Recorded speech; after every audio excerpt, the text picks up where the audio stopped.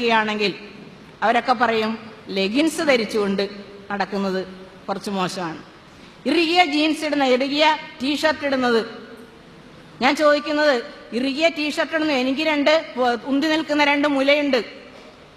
അത് ഇറുകിയ ഷർട്ട് ഇട്ടാലും loose shirt ഇട്ടാലും ഈ മുല എൻ്റെ വസ്ത്രത്തിൻ്റെ ഉള്ളിലുണ്ട്.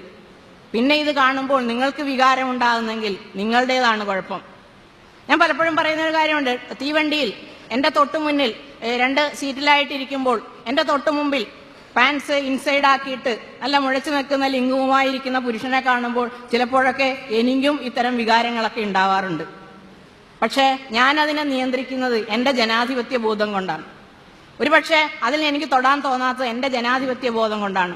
ആ ബോധമുണ്ടാകുന്ന പുരുഷനാകുന്നതിന് പകരം നിങ്ങളുടെ വസ്ത്രങ്ങളെ ഒതുക്കി വെക്കുക. അതുപോലെ തന്നെയാണ് ആർത്തവത്തെക്കുറിച്ച് എനിക്ക് ചോദിക്കാനുള്ളത്. ഈ ദൈവങ്ങളൊക്കെ പെണ്ണിന്റെ കാലിന്റെ ഇടയിലേക്ക് നോക്കിയിരിക്കുന്നത് എന്തിനാണ്?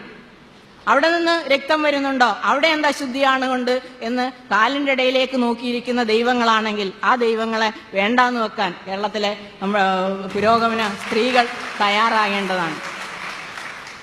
എന്റെ ശുദ്ധിയും വിശുദ്ധിയും എന്റെ കാലിന്റെ ഇടയിലല്ല, മറിച്ച് വിശ്വാസിയാണെങ്കിൽ ആ വിശുദ്ധിയും ശുദ്ധിയും ഒക്കെ മറ്റു തരത്തിലാണ്.